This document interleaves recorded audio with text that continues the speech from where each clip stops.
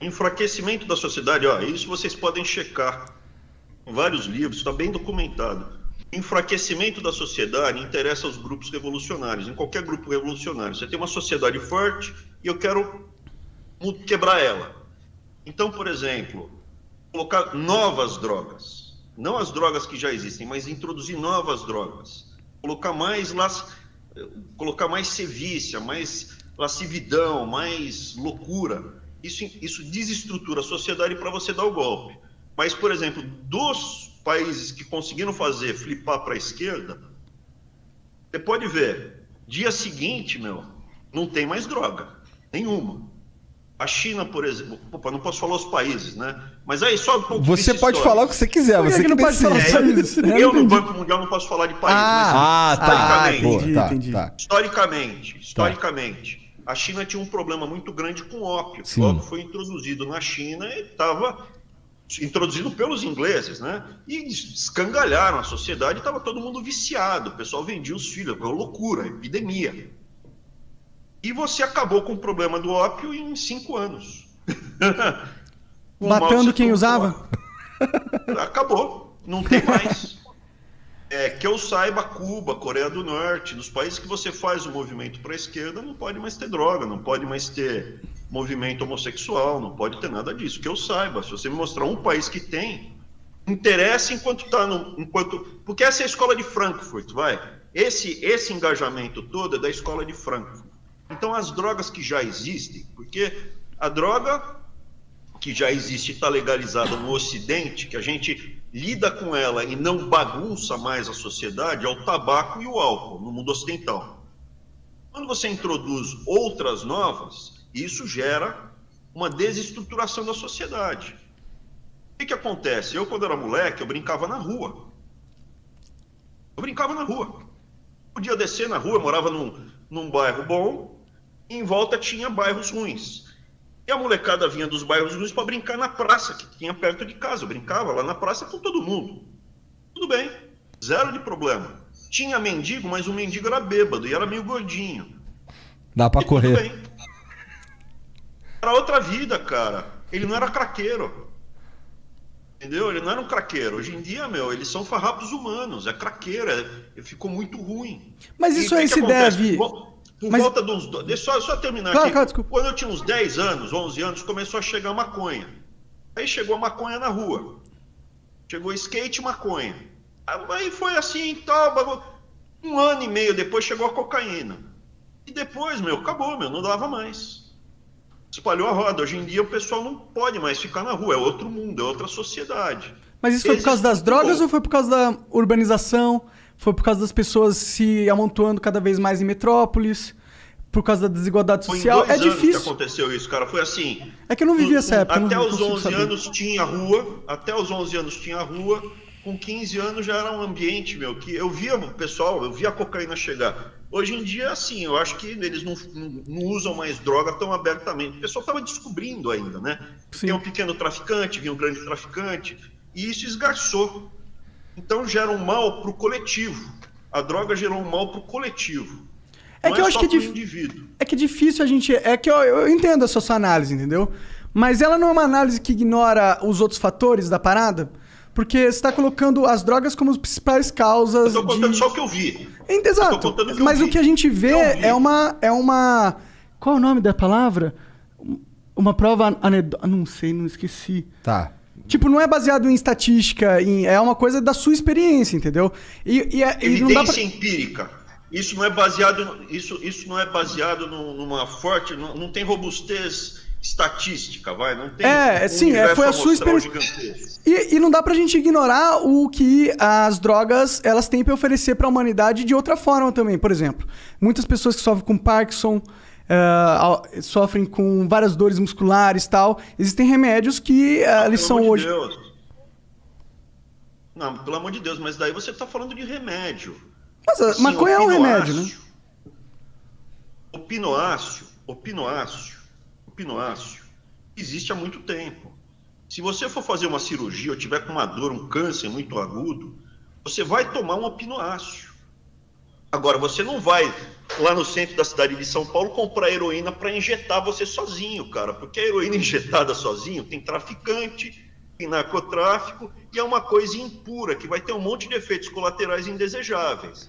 Ok, mas aí você... É muito diferente do opinoáceo administrado por um médico no hospital. Primeiro que não gera um dano para o resto da sociedade, e segundo que os efeitos são controlados. Você tem isso que você está falando dos remédios derivados da maconha, é óbvio, tem que ter. Assim como você tem os remédios derivados do ópio. Não é por isso que você está liberado para usar. Não, beleza, usar heroína é bom, cara. Daí vem, se você me permitir, Monark, se eu falar alguma coisa que te incomoda... Pelo amor de Deus, cara. Cara, não é que me incomoda, é que eu não concordo 100% com você. Por exemplo, o caso o exemplo da heroína... Nem é pra concordar. Sim, sim. O caso da heroína que você falou, as pontos negativos que apontou se dão muito mais pela proibição dela mesmo do que pela heroína em si. Você falou assim, ele vai injetar heroína e não vai saber qual é a dosagem, não vai saber... Vai financiar o tráfico. Vai financiar o tráfico. São todas coisas, são todos sintomas, não da droga existir, sim dela ser proibida. É que eu não consigo enxergar a proibição como algo inteligente.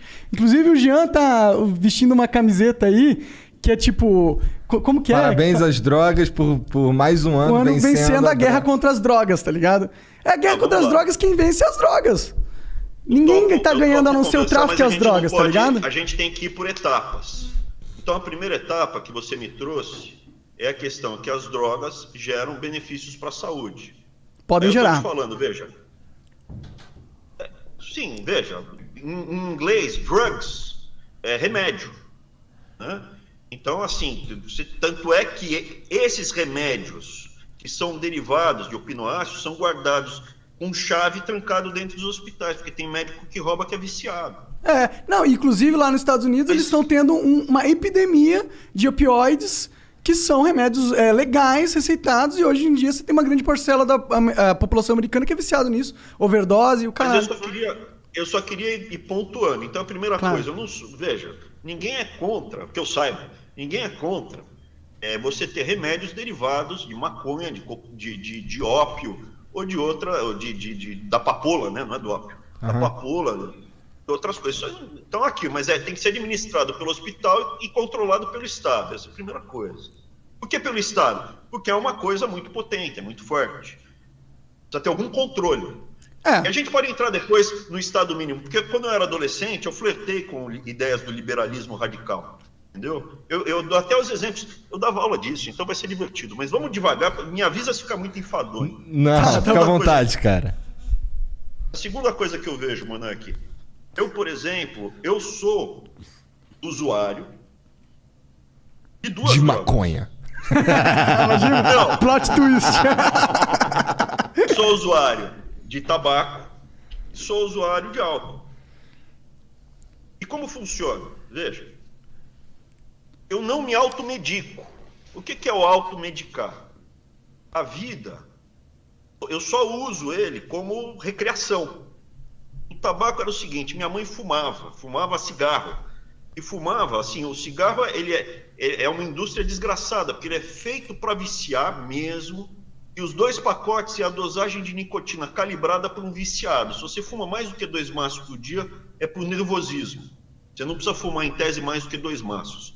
Minha mãe fumava 4, cara, morreu disso. Então o cigarro sempre me causou ojeriza.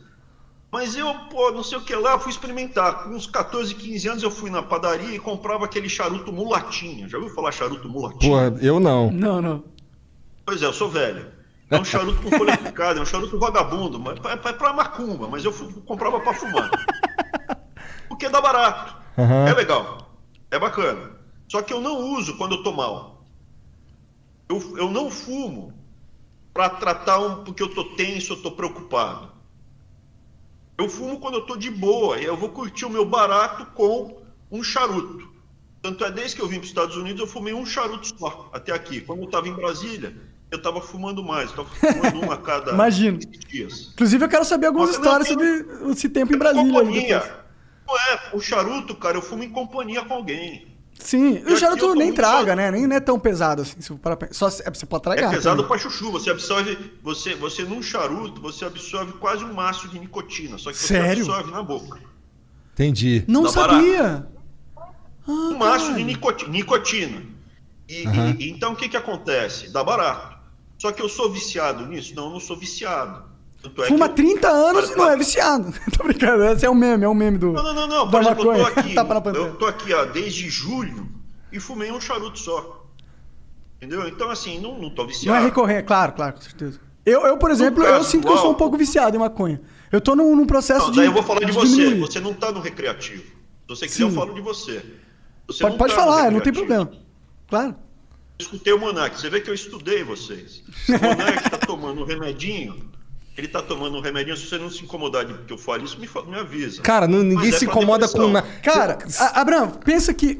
Ó, pensa num jogo mais difícil... Um jogo que é muito fodido e que todo mundo fica com muita raiva jogando e fica xingando uns aos outros a todo momento. Eu joguei esse jogo durante 10 anos. Então, pra mim... Nada que você falar e vai irritar. É tudo. E outra coisa, aqui pra gente é como se tivesse nós três trocando ideia só. A gente sabe que tem uma galera assistindo, mas aqui só tem nós três. Sim, então cara, fica tranquilo. Ó, não se preocupe, eu não tenho sentimentos. Tem sim que eu vi. Então, assim, por exemplo, o Igor, ele tá tomando um remédio que aparentemente é pra depressão. Você me contou, você saiu lá, era professor, tirou o pé da lama, ganhou dinheiro e de repente tem em Curitiba com tá com duas filhas, não é isso? Duas filhas. Duas filhas e de repente, a vida perdeu a perspectiva. E agora? Eu não tenho... Você procurou um médico e o médico calibrou o que precisava para você se tratar. É muito diferente de você tentar corrigir esse sentimento de vazio bebendo ou usando maconha. No caso do Monark, em razão de várias coisas aqui que ele falou, e veja, eu analisei bastante vocês, algumas coisas eu me identifiquei. O Monark, visivelmente, cara, ele tá se automedicando. Desculpa, a minha avaliação. A minha também é. Não, mas é exatamente isso você mesmo. É um cara ansioso, também. você é um cara plugado no 220, você é um cara plugado no 220, ansioso, tem um montão de ideias na cabeça, teu pensamento é polifacetado, parecido com o meu. Eu penso em várias coisas ao mesmo tempo. Só que você tem dois problemas.